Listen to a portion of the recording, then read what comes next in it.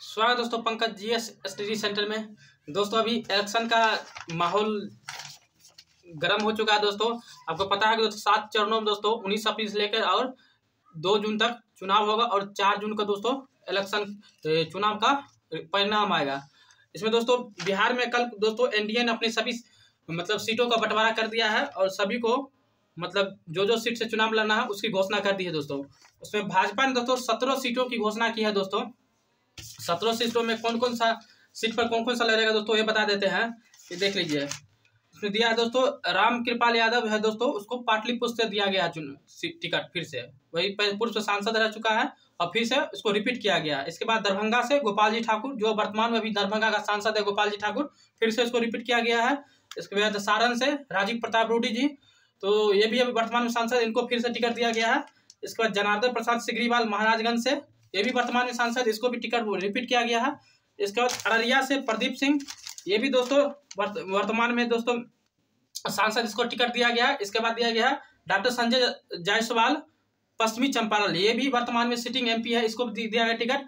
इसको उजियारपुर से नित्यानंद राय को दिया गया है, ये भी सिटिंग एमपी है दोस्तों, इसको टिकट जो है फिर से रिपीट किया गया है। इसके बाद सीवीएस राम जो है दोस्तों, यह है सासाराम से, यहाँ से दोस्तों टिकट कटा गया है सीवीएस राम सासाराम से। इससे पहले सांसद थे सासाराम के, सासाराम से याद नहीं, इससे पहले कौन था याद नहीं आ रहा दोस्तों, नया इसको टिकट सासाराम का टिकट दोस्तों काटा गया है। इसके बाद पटना साहिब से रविशंकर प्रसाद को, इसको फिर से वही दिया गया है, इसे अभी सांसद है पटना साहिब से रविशंकर प्रसाद। इसके बाद मुजफ्फरपुर से, ये दोस्तों नया है, काटा गया है मुजफ्फरपुर से दोस्तों अजय निषाद था, इससे पूर्व सांसद, उसको टिकट काट के दोस्तों इस बार दिया गया है डॉक्टर राजभूषण चौधरी दोस्तों। इस रोसड़ा में दोस्तों इसका क्लिनिक चलता है, ये डॉक्टर है, काफी नामी गामी डॉक्टर दोस्तों रोसड़ा के आसपास क्षेत्रों में। ये दोस्तों इससे पूर्व दोस्तों वीआईपी पार्टी से 2019 के लोकसभा चुनाव लड़ा था मुजफ्फरपुर से, लेकिन वहां से हार गए थे दोस्तों। तो इसने 1.5 या 2.5 साल पहले दोस्तों इसने बीजेपी पार्टी ज्वाइन की है, वीआईपी से टिकट देखे। राजभूषण चौधरी दोस्तों हम लोग के इलाका में काफी फेमस है, रोसड़ा में इसके पति पत्नी दोनों दोस्तों डॉक्टर है, इनका क्लिनिक चलता है, तो काफी दोस्तों इसका पकड़ है उस एरिया में। तो मुजफ्फरपुर से इसको बीजेपी दोस्तों टिकट दिया गया है, राजभूषण चौधरी, इस पर टिकट काटा गया है मुजफ्फरपुर से, ठीक है। और इसको औरंगाबाद सुशील कुमार सिंह को, इसके बाद बक्सर से मिथिलेश तिवारी को, बक्सर से दोस्तों टिकट काटा गया है। बक्सर से आपको पता होगा अश्विनी कुमार चौबे थे दोस्तों, स्वास्थ्य में कैबिनेट मंत्री थे अश्विनी कुमार चौबे, इसका टिकट काट के दोस्तों इसको दिया है मिथिलेश तिवारी को। इसके बाद आरा से आर के सिंह को दिया गया है, ये भी इसको भी पुनः रिपीट किया गया है, ठीक है। इसके बाद मधुबनी से अशोक कुमार यादव, इसके बाद पूर्वी चंपारण राधा मोहन सिंह, इसको भी टिकट रिपीट किया गया, काटा नहीं गया। इसके नवादा से विवेक ठाकुर, नवादा से भी दोस्तों अभी सांसद थे चंदन सिंह, इसका टिकट काट के दोस्तों दिया गया है विवेक ठाकुर। दोस्तों ये है दोस्तों भाजपा के 17 उम्मीदवार, ठीक है, इसने जारी किया है। इसकी थोड़ा जाति के आधार पर थोड़ा इसको एनालिसिस करते हैं दोस्तों कि जातीय समीकरण को ध्यान में रखकर भाजपा ने टिकट दिया है। तो देखते हैं इसमें दोस्तों पहला इस कैंडिडेट 17 सीटों में देखने के बाद दोस्तों इसमें एक चीज सबसे हमें कमी लगा, जानकर दुखी हुआ दोस्तों, इसे एक ही महिला कैंडिडेट को टिकट इसमें नहीं दिया गया है। 17 में 17 जो है दोस्तों पुरुष उम्मीदवार है, यानी महिला उम्मीदवार एक भी इस बार नहीं दिया गया टिकट नहीं लोकसभा चुनाव के लिए बिहार से 17 सीटों में से भाजपा की तरफ से, ठीक है। और दूसरा है इसमें एक चीज दोस्तों बता देना चाहिए कि जो शीतकालीन सत्र जो हुआ दोस्तों, उसमें से अभी बीजेपी से यानी एनडीए सरकार ने दोस्तों क्या किया कि नारी बंधन अधिनियम लाया। इसके तहत क्या हुआ, लोकसभा और विधानसभा महिलाओं को 33% आरक्षण दिया गया, ठीक है। इसका देखिए बोल रहा है कि हम महिलाओं का दोस्तों सम्मान कर रहे हैं, उसमें भागीदारी की बात कर रहे हैं लोकसभा विधानसभा, लेकिन जब सीट देने की बारी आई दोस्तों तो उसमें महिलाओं को एक भी सीट नहीं दिया गया, यानी 17 सीट में से एक भी महिला को सीट नहीं दिया गया। क्या बिहार में एक भी महिला जो बीजेपी की नजर में चुनाव लड़ने लायक नहीं है, लोकसभा का चुनाव लड़ने लायक, क्योंकि 17 सीट में दोस्तों एक भी बीजेपी का जब से महिला उम्मीदवार नहीं बनाया गया। पहला हमको ये थोड़ा जानकर आश्चर्य लगा। इसके बाद देख लीजिए दोस्तों जाति के आधार पर समीकरण कितना साधा गया। देख लिए बिहार में दोस्तों अभी जो सामाजिक और आर्थिक जो जनगणना हुआ दोस्तों, इसमें से जब रिपोर्ट आया उसमें बताया कि दोस्तों को सामान्य वर्ग की कितनी भागीदारी दोस्तों बिहार में, यानी जनरल या अग्रय वर्ग की आबादी है दोस्तों मात्र 15% है। इसके बाद दोस्तों ओबीसी की आबादी कितनी है, ओबीसी की आबादी दोस्तों है 27%, ठीक है। इसके बाद ईबीसी की आबादी कितना है, ईबीसी की आबादी दोस्तों है 36%, ठीक है। इसमें एससी का आबादी दोस्तों है करीब 20% है। एसटी का आबादी कितना है 1% के आसपास है, ठीक है। इसके बाद मुस्लिम वर्ग की आबादी कितनी है दोस्तों, करीब करीब 18% के आसपास है। तो इस 17 सीट में तो एक चीज समझ आया, ना ही मुस्लिम को एक सीट दिया गया है, ना ही महिलाओं को एक सीट दिया गया है। तो हम लोग जैसे जानते हैं दोस्तों कि भाजपा को ऐसा कहा जाता है कि अग्रो की पार्टी है। देख लीजिए 17 सीटों में दोस्तों जनरल वर्ग को कितना सीट दिया गया है, देख लीजिए।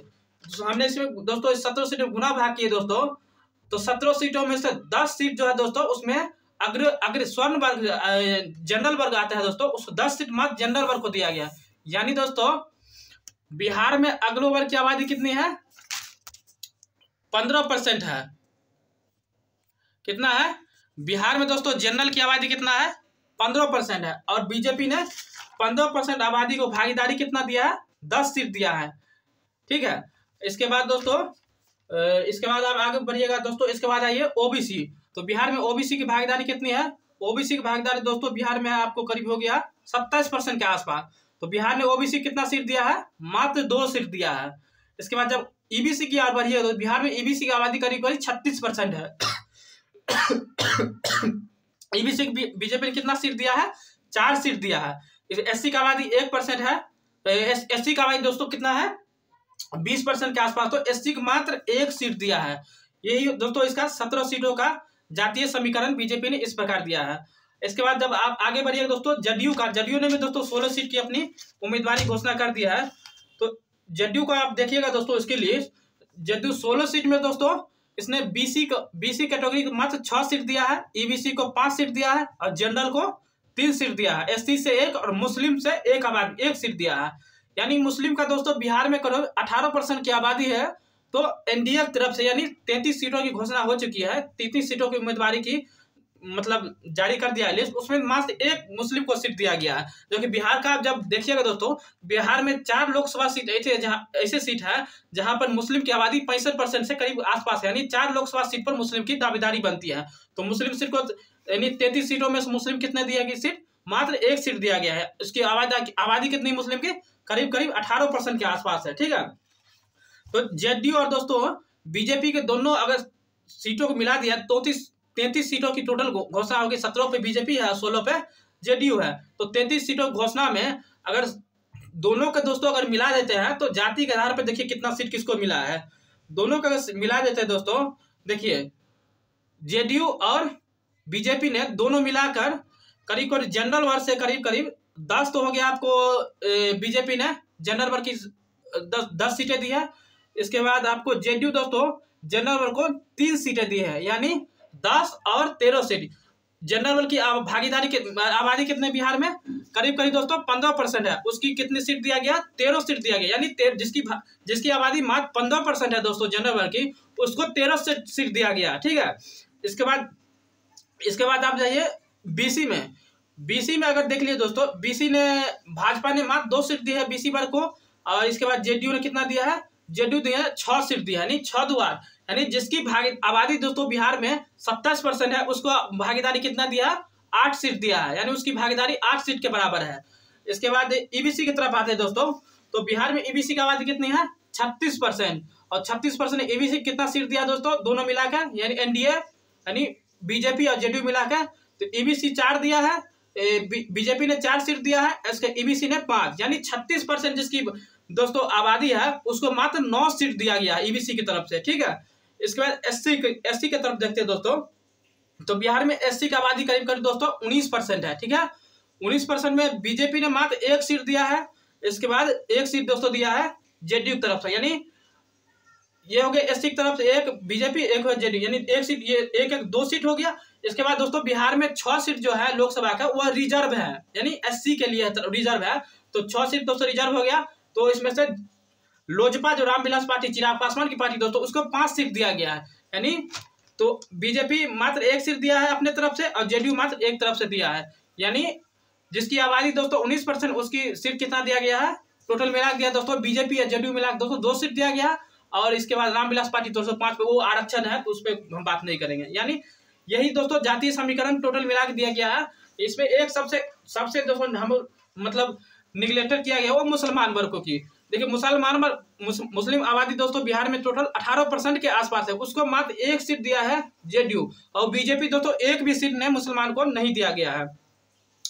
इसके पीछे मेरे हिसाब से लगता है क्योंकि मुसलमानों का जो आबादी दोस्तों वो छिटपुट है, बटा बटा हुआ है, कहीं एक जगह कंसोलिडेटेड बेस में नहीं है। आप पूर्वांचल में चल जाएगा दोस्तों, किशनगंज, अररिया, कटिहार, तो इन सब क्षेत्रों में दोस्तों मुस्लिम की आबादी है।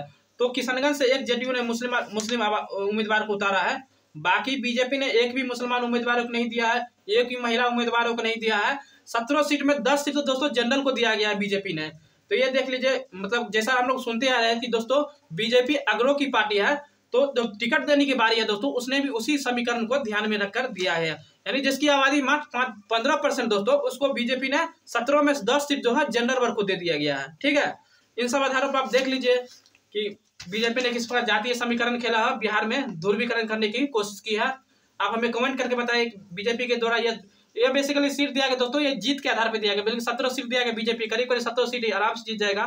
तो जातीय समीकरण को ध्यान में रखकर दिया है, लेकिन उसकी भागीदारी के हिसाब से उसको सीट की बंटवारा नहीं किया गया। अगर 15% आबादी है तो इसको 10 सीट दिया गया, जिसकी 36% आबादी दोस्तों उसको मात्र दिया गया है बीजेपी जेडीयू मिला उसको कितना दिया गया है, ईबीसी 4 सीट हो गए, ईबीसी 4 और ईबीसी 5, यानी 9 सीट है, जिसकी 36% दोस्तों भागीदारी ईबीसी की, उसको मात्र 9 सीट दिया गया है। ठीक है, तो हमें कमेंट कर बताएं दोस्तों इसका जातीय समीकरण किस प्रकार काम करेगा नहीं करेगा, ये तो खैर 4 तारीख को पता चलेगा। ठीक है, तो यही दोस्तों ये सीट था, अब यही समीकरण था दोस्तों बीजेपी और जेडीयू का।